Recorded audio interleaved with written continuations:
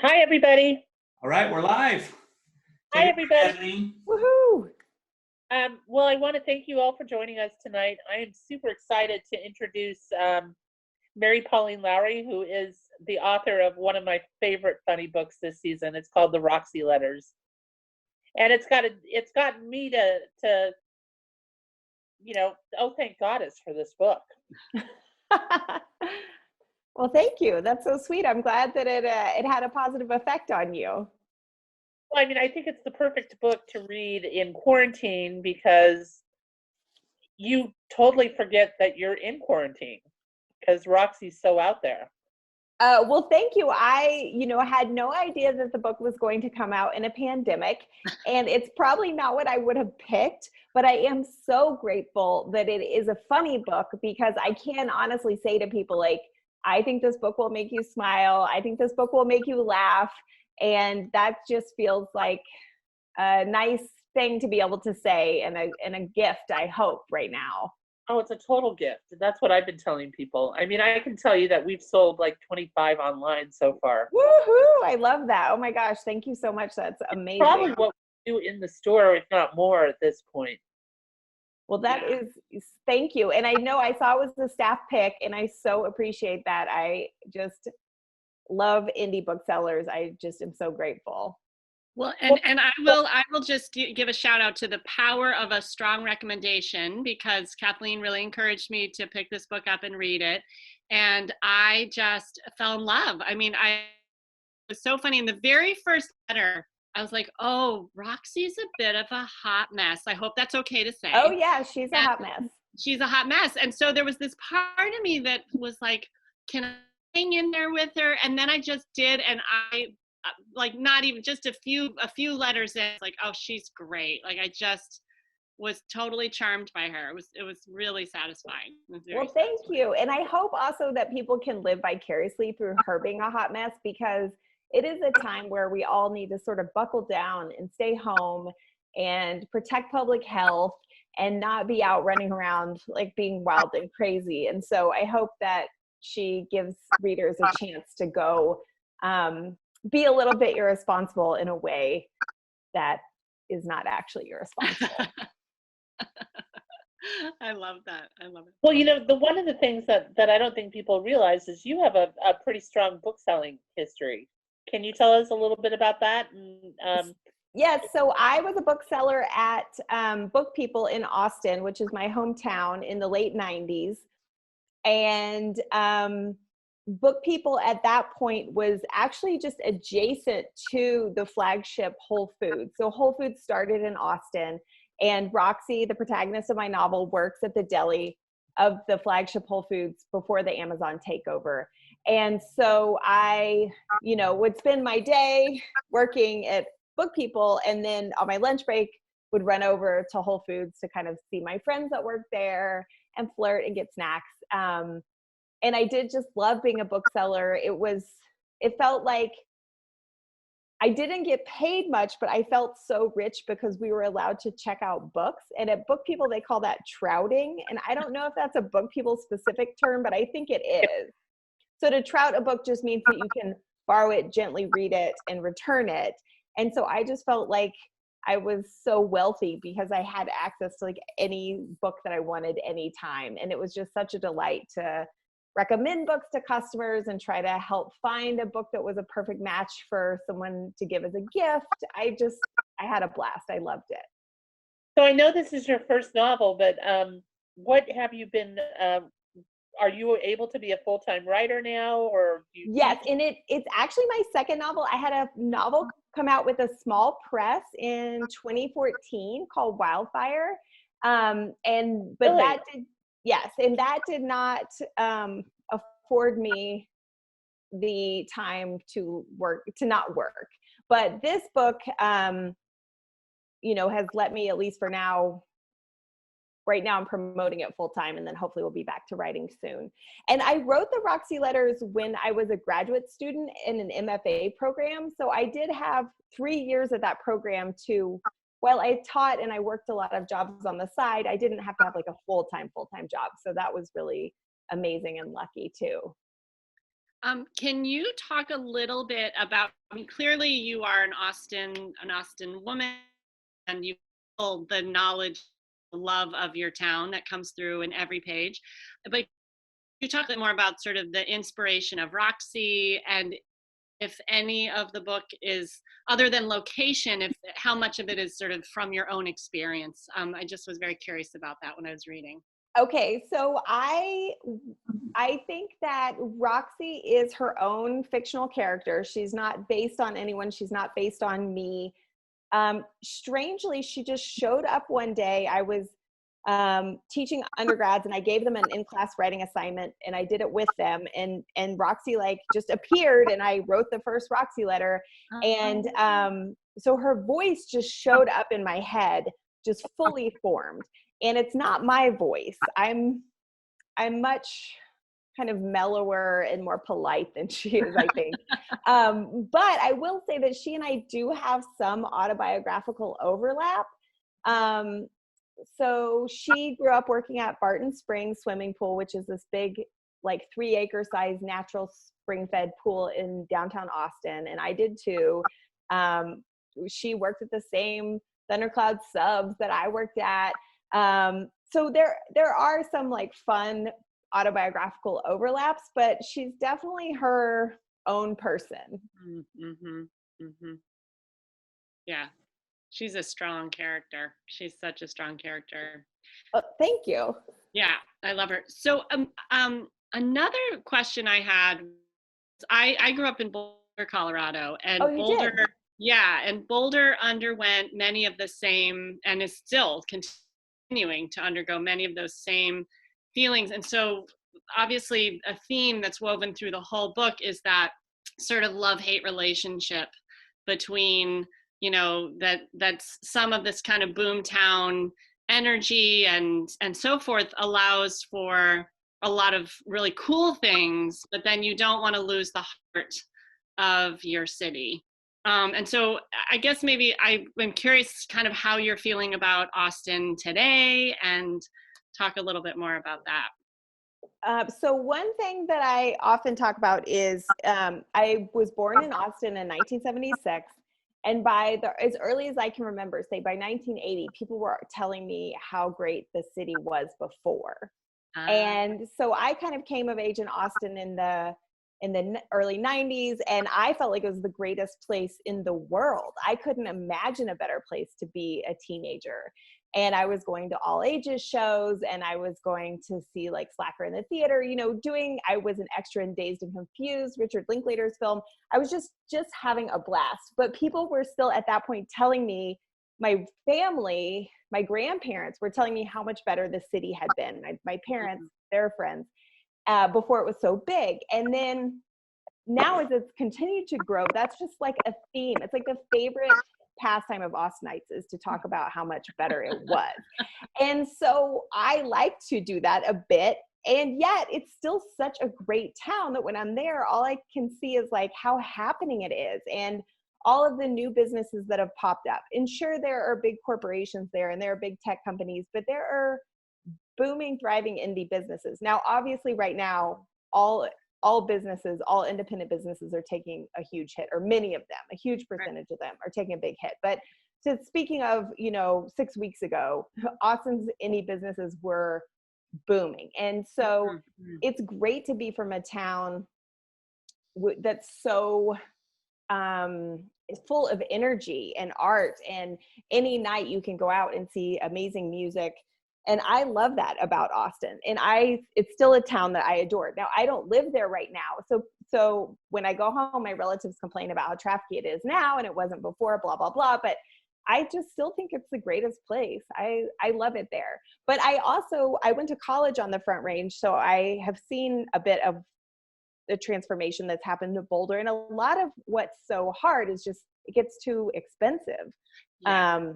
And so that is a real challenge. And, when I left Austin, the last time I moved away, it was 2012, and I was still paying $500 rent for a place in Central Austin. Now, it was not anywhere anyone that I knew wanted to live, but I was happy there because I could walk to book people, so I have mixed feelings about it, but I loved letting Roxy just really complain. Like Yeah. she just bloviates about it. And it was just delightful to get to inhabit that character, because I myself am not a huge complainer about stuff like that. Right, right. Fun. Well, one of the things that I wanted to know is you have a really interesting cast of characters that surround Roxy, and I really liked her girlfriend, who turned out to be pretty severely mentally ill. Did they just arrive fully formed also, like Roxy did, or did you really have to reach for them? And I love the fact that she kind of gets back at her bad boss, and I thought a lot of it. So Roxy has a lot of coworkers. She has a boss. She has friends, all of whom have very strong personalities and are quite eccentric. And growing up in Austin, I was completely surrounded by these interesting weirdos, and I still am. I go home a lot. I see my friends. They are wacky. They are always up to something completely outrageous and very artistic. And so, yeah, the cast of characters was easy. It was easy to populate her world just by thinking of kind of types of people that I know in Austin. And it's a town, while this is shifting, historically it was a place where it's easy to find people that are very well educated, very well read, working at the Pronto Mart, or but playing in a band, or working at the coffee shop but working on their art. And so there was a focus less on material success and more on true success being staying dedicated to your art and kind of keeping it real and not working for a corporation. And so it was easy for me to fill a book with these kind of types of interesting eccentrics. It's really good.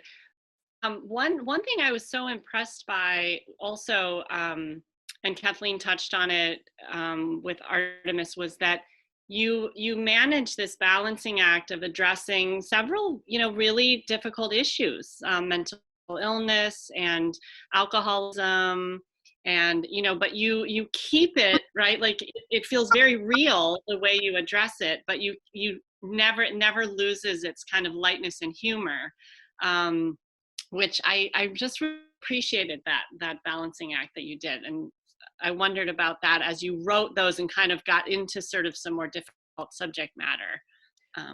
Okay, so one thing I would like to say is it was challenging because I wanted the book to stay in many ways escapist and fun and funny.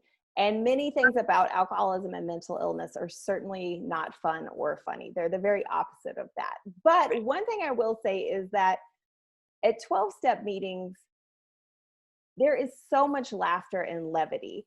And so I wanted to capture that. I don't know if anyone who's ever walked by a church where a 12-step meeting is letting out, like there's people laughing and they're telling stories that are very dark and sad, and they're laughing and everyone in the room is laughing. There's like a trick to seeing the humor in what is difficult. And I kind of wanted to portray that. With Artemis, Roxy's friend Artemis suffers from a mental illness, and it's a little bit of a spoiler to say that, but it's a slow reveal. And I do think that I wrote that with rose-colored glasses. I think her mental illness is mild enough that it can be successfully controlled with medication and sobriety and self-care. I understand all too well that there are many people with mental illnesses so severe that those sorts of treatments aren't entirely successful. But again, I wanted to write something that was realistic for someone who is on the bipolar spectrum but doesn't have, a severe, bipolar 1 disorder. If that makes sense. Of course. I think you handled it very skillfully, like very. Well, thank you. Yeah, you're not minimizing or anything like that. I think it was handled very well.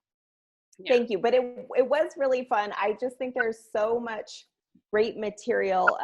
One of my mentors and friends was the writer Dennis Johnson, who passed away a few years ago. And he would talk about like AA meetings being a pressure cooker of language, because everyone there is like just come out of jail or a mental institution. Not everyone, but there are people there. And that in places that are very insular, language changes really fast, and you get interesting expressions and idioms that are born of that particular location, if that makes sense.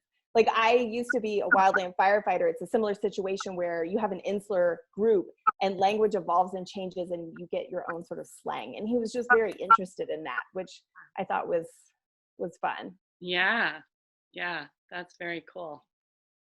Kathleen, were you going to say something? I didn't know if I... No, it's okay. Okay. So I'm so sorry, really quickly, you were a wildfire, what did you do? I was a wildland firefighter. So I said I used to live on the Front Range. I went to college in Colorado Springs, and then after college, I was on a hotshot crew, which is a group of 20 wildland firefighters that live and work and train together and travel all over, primarily in the American West, fighting wildfires. So I did that for a couple of years, and I just think of it as a kind of situation like a jail or a rehab, where you have a group of people that cannot escape each other. And so their language evolution and their like slang and nicknames is very creative and interesting in a way that you don't get around a group of people that get to be away from each other sometimes. Sure. If that makes sense. That's exciting. That sounds really intense and interesting, that work. It was very intense, very scary, very fun. It was very, in 24 hours, you would have extremes. You would have the happiest, most exciting and most thrilling moments of your life, and the scariest moments, and the most discomfort, the most physical discomfort that you would ever been in, all in 24 hours. And you would love your crewmates so much, and you would hate them. It was just very, very intense. And you also have to keep it all inside, because you're working, for me, it's mostly men that are hotshots. And so I was always conscious of being a representative female. And so any like emotion that I was feeling has to be kind of just tamped like down. Keep it down. Yeah. Mary, would you like to read a little bit for us? I'm sorry, I didn't hear you. Would you like to read a little bit for us? Oh, yes, absolutely. Okay, so I was going to read just very briefly. And since it's Zoom, I thought I'd read something that's like slightly racy, just to keep people interested, but not very racy. Oh, wait, now I pulled my marker out. Oh, okay, so this is a scene where Roxy has gone to visit her parents, and they live in Sun City, which is a retirement community outside of Austin in this little town called Georgetown. They've lured her saying that they're having a barbecue. And then she gets there and realizes that there's a very sort of different purpose than she had thought. Yeah. My mother rang a Tibetan bell. Where and why she had acquired such a thing, I will never know. And the room quieted. Gather round, take a seat, she called gaily. It's time for the main event. Main event? What was going on? I was confused and had the deeply intuitive sense that something mortifying was about to occur. The now tipsy guests settled in on the giant sectional couch and chairs. The room was so crowded that the under 70s set remained standing. A perky-looking senior with a dyed black bob that might have been a wig took the floor. She set a little mini suitcase on the coffee table. Now, we all know that by the time we hit retirement age, we can lose a bit of our drive, but that's not to say we can't get it back, she said. Oh, goddess, I was both mortified and coming to understand that being stood up for this event was perhaps one of the best things that's happened to me in months.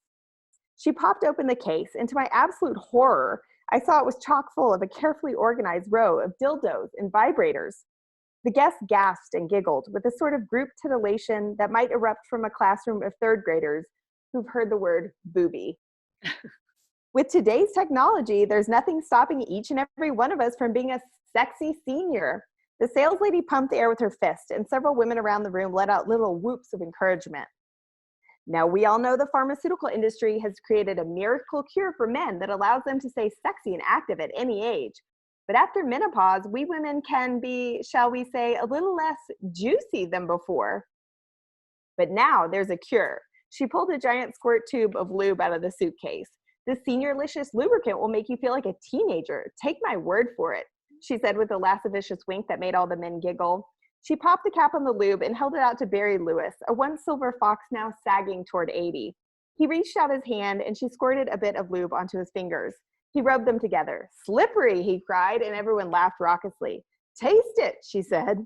Barry made a show of licking his fingers as if he was a 1977 Mick Jagger going after a Jerry Hall flavored ice cream cone. Tastes like butterscotch, he shouted. The room erupted in laughter. We carry a delicious black licorice flavor as well, the saleswoman said. My mother had tricked me. She was going to let me bring a date to this? Horror at the thought of all these seniors lubing up and grinding their bits together sent me into sort of panic. I had to get out of there. I muttered something to my father about remembering I'd left the stove on. I agreed, this is a little much, he whispered. I think your mother wanted you to come because she was thinking maybe you could sell this junk yourself. He grimaced sympathetically. If you slip out the back, I'll tell her later. Thank you. Good section. And I also am thinking of her experience with the OONA group as well, which you also introduce, this wonderful, I won't talk too much about it. I don't want to do too many spoilers, but Roxy gets introduced to this somewhat esoteric club, kind of. I don't know how to describe it, if you would describe it better. And again, like, I love her hilarious reasons as she kind of comes up and she's a very fully sensual human being, right? She's not prude in any way, but even so, she kind of finds herself in these situations again where she's like, what am I doing here? So, where she's not prudish at all, but it's way far even beyond her comfort level. exactly. Yes. Yeah. So good. And those are the scenes that were really fun. I mean, much of this book was very fun to write, but those scenes in particular were sort of delightful because they're horrifying to me. They're more than I can handle. And so I got some like joy in writing them. So how long did it take you to write, Roxy? So I started the Roxy Letters in October of 2017. And I finished it in May, so it took about 8 months to draft, which was super fast for me. And then it sold 3 months later. So I did some revisions after I finished that draft. But from start to sale, it was 11 months. And then I did do quite a bit of revising with my brilliant editor at Simon & Schuster. So one of the things that I wanted to know is, have you had any nibbles from Hollywood yet? I have 2 agents at United Talent Agency that do like book to film or book to television that are repping the manuscript. And I've had some interest. I had a call about a week and a half ago with an actor and a director producer combo that are interested in possibly optioning. So, and then I have another production company that I know is looking at it. So, some nibbles, and I'm kind of excited and hopeful, but I also know that process is long, and so I try not to get my hopes up, but yeah, I'm very open to that, of course. Who would you like to play Roxy? So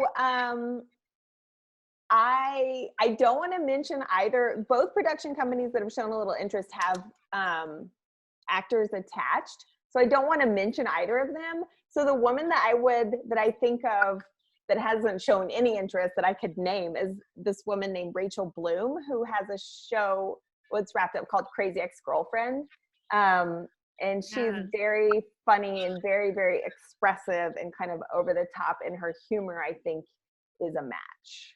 She would be great. I know who you're talking about, and she would be hilarious. She's amazing. And Crazy Ex-Girlfriend is a musical, and she's really a great and very funny singer. If Rachel Bloom wanted to make the Roxy Letters a musical, I would be all for that. But yeah, she has not come calling. But Rachel, if you're out there, exactly. Now she'll hear it. So one question I had, I'm always interested when authors describe sort of the surprises that came up for them, like maybe characters going a direction they didn't expect or something. And I wondered if you had, because I know you said like the first letter just came, Roxy came fully formed, which is amazing. But did you have any of those moments like, wow, this is what's going to happen next, or anything like that with this book? For sure. I think without giving away any spoilers, well, I think I could, this isn't much of a spoiler. I will say Roxy gets involved with using bologna. Roxy is a passionate vegan, and she finds out, or maybe she already knows, I can't quite remember what triggers this for her, but she realizes that bologna has so many preservatives in it that it can peel paint and is a great tool for vandalism. And that was a surprise to me, but I heard, like, as soon as I was in an MFA class, it was a nonfiction class, and some guy was writing an essay about his memories of eating bologna with his family. He was like this sweet Mormon guy, and it was like a real bologna positive essay. And someone else in the class just mentioned that bologna can be used for vandalism. And I knew right then, like, oh yes. And so I like emailed her and said, is it okay if I use this material? And she's like, yeah, I don't want the bologna. Because you have to be like cognizant when you're around other writers. Are you stealing their stuff? And you can't, that's a no. So yeah, so I checked in and I was like, I really want the bologna. And she's like, no, it's fine.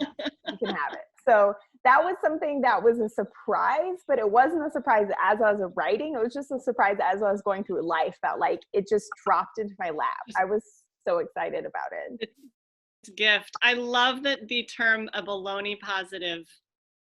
Is that what you said? A bologna positive? It was a bologna positive essay. And that is, I mean, I don't have much positive to say about bologna, but it was like a whole nostalgia piece about eating bologna with his family. And it was really sweet. It was charming. It was funny. Yeah. But then someone else is like, hey, if you're really going to get into bologna, and then you're you like, know, what else?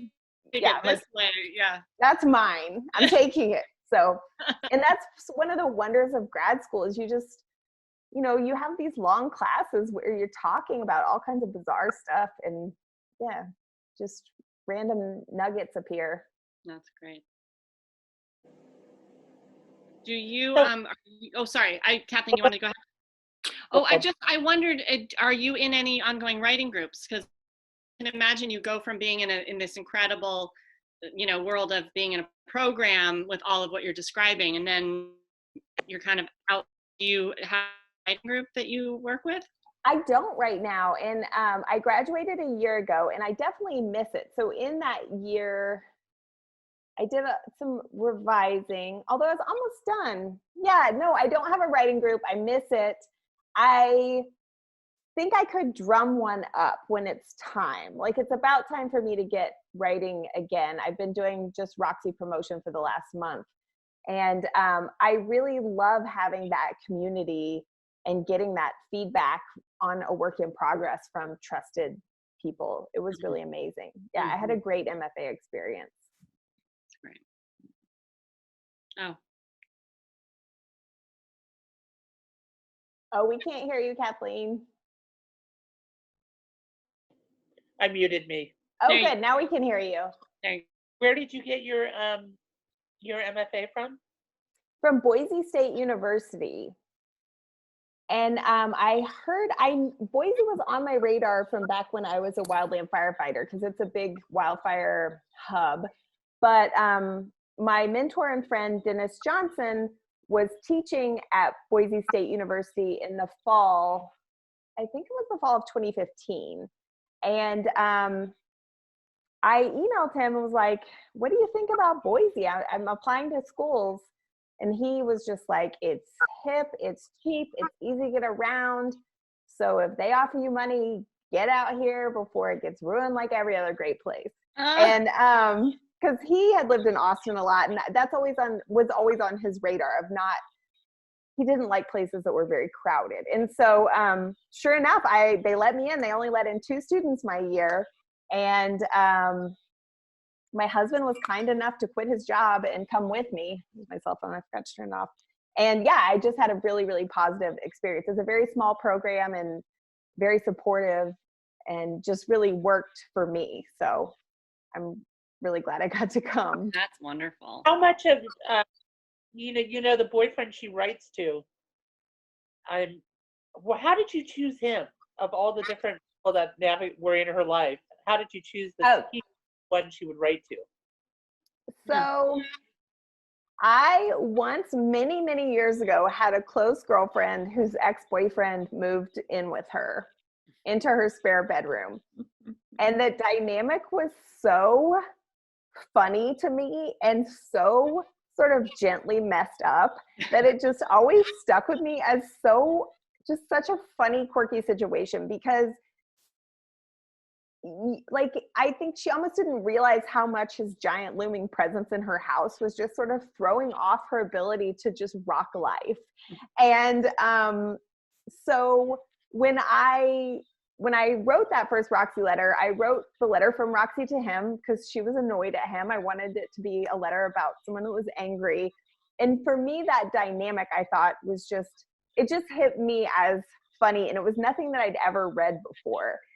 And I also think that it allowed her letters to they function more as a diary very quickly. Like, many of the letters she never even gives to him, but she really won't even admit to herself that she's writing a diary. She has such a sort of bombastic way about her that she has to be like bloviating at someone, and Everett is that someone.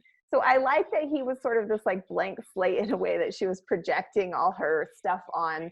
And we don't see much of him. We know he's quirky. We know that he like is a weaver, and he weaves heavy metal band logos, and he's been in the military. There's some things we know about him, but generally he's not the main action. And there's so many books where sort of a male narrator projects onto a woman that it was sort of fun to play around with that. Mm.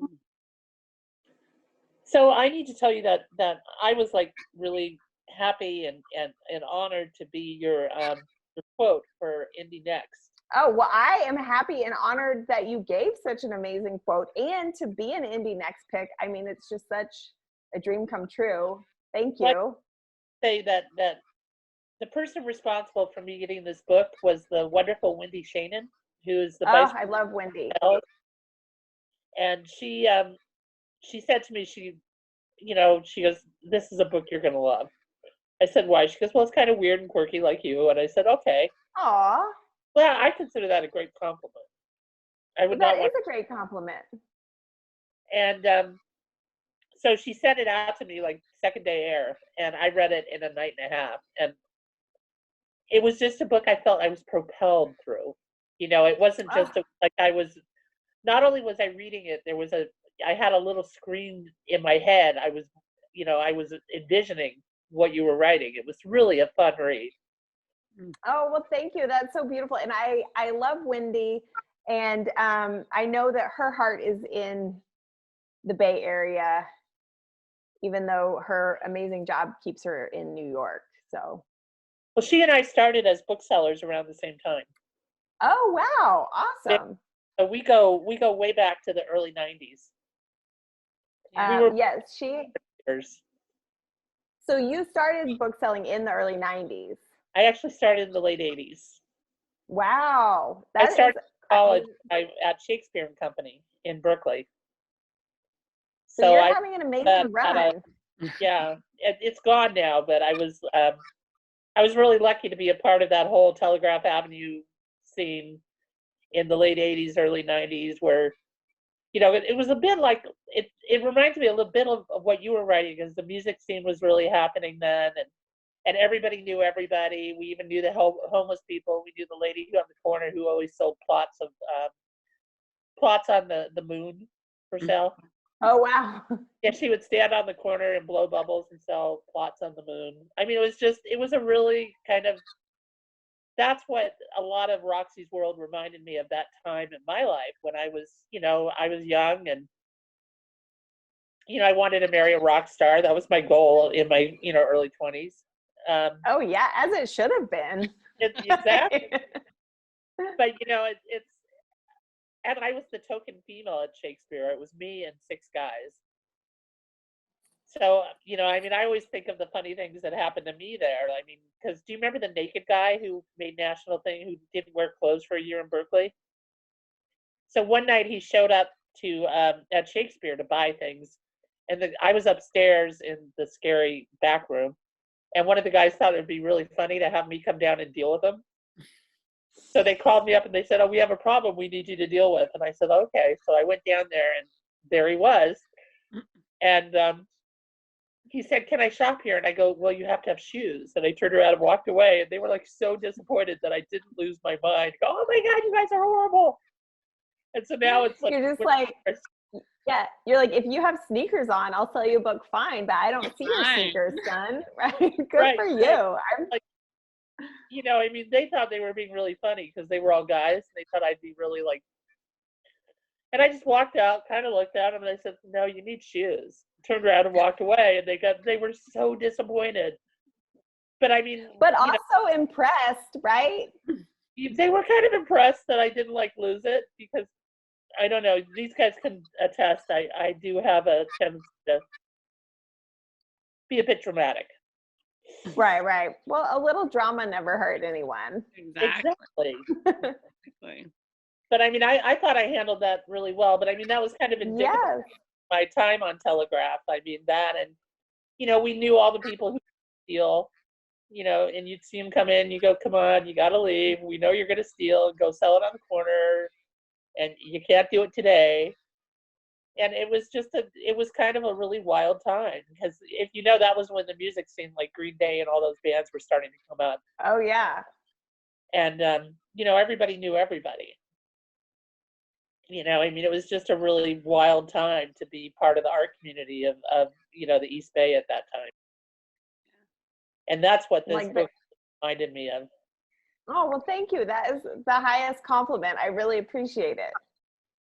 Yeah, because there is that quality where the sort of the interesting characters that you were describing, that you run into so many different people, and how you were talking about people with very high levels of education that are, you know, working on projects, and sort of maybe people who in other communities might not even ever come together, like, you know, that might be less fluid and less, you know, porous in terms of like, oh, you're only in your certain little thing, which is what makes it so rich and interesting in that community. Thanks. Yeah, and go ahead. Do you want to tell us, after this, do you want to tell us a little bit about the books you'd recommend for quarantine reading? Oh yeah, absolutely. I have my stack here. I'm very excited. Yeah. Excellent. Is it okay if I jump into that? Sure. I don't know if they're in order, but I have, okay, so a book that I just read recently is Barn 8 by Deb Olin Unferth. And she also lives in Austin. I have never met her. I have the hugest writer crush obsession with her because this book is insanely good. It's about a couple of women who decide they want to try to pull up a heist to steal 1 million chickens from an egg-laying farm in one night.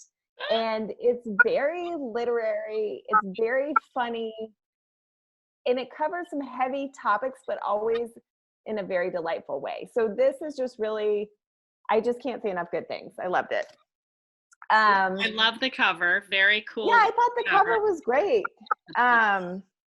Yeah, she's amazing. And she's written maybe 6 books, and I haven't read any of the other ones, but I'm excited too, because now she's my new favorite. Awesome. This is a much lighter read, OONA Out of Order by Margarita Montimore. Have either of y'all read this?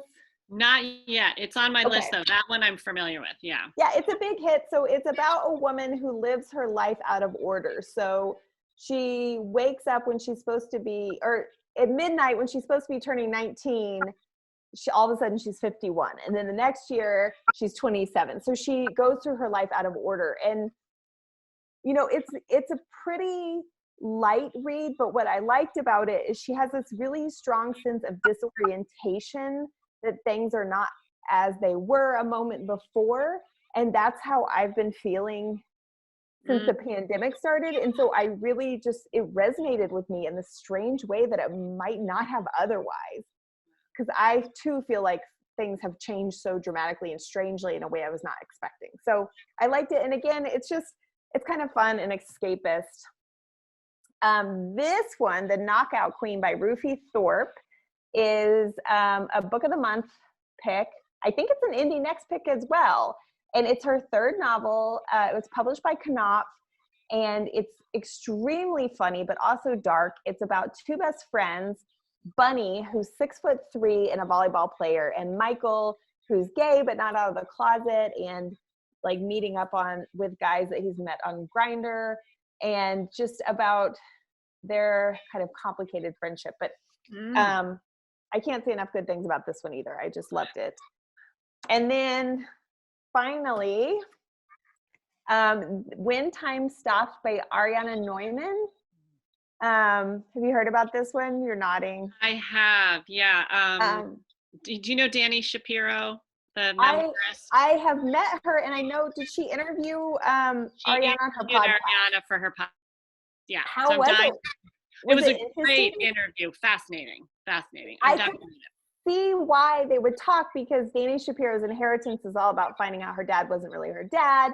And this book is all about, for those who don't know about it, Ariana Neumann, she grew up in Venezuela, and she knew her dad had moved to Venezuela from the Czech Republic. But after he died, she found out that he was Jewish and that he had escaped the Nazis, and that maybe 18 of his family members had been killed during the Holocaust.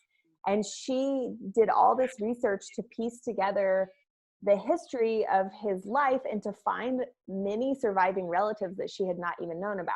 Now, you might say, it's a pandemic, I don't want to read about the Holocaust, but I will say this has this luminous, magical, very Latin American feel to it, and it's very uplifting.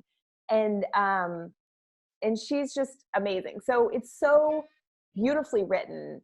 I would just, and again, really remind me of what it is that we can survive and still be productive, loving, beautiful people. So that was my last one.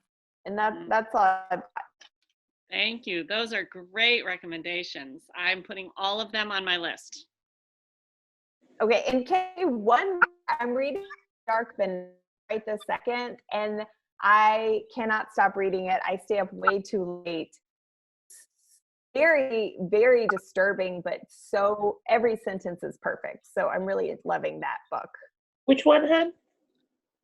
My Dark Vanessa. Oh God, I love that book. You did. Oh, tell me, why did you love it? You know, I just thought that it was a really interesting to have the victim be the real voice of the novel. And she didn't see herself as a victim. And I read it in like 3 days. I stayed up all night to read it. And I just thought that the writing was spectacular. I mean, exquisite, like perfect. Yes. Yeah. Agreed. Yeah. I am just it was one of those blown ones away by the complexity. Go ahead. It was one of those ones you wish you had that skill level. Oh my gosh. Yes. Yeah. So those are my suggestions.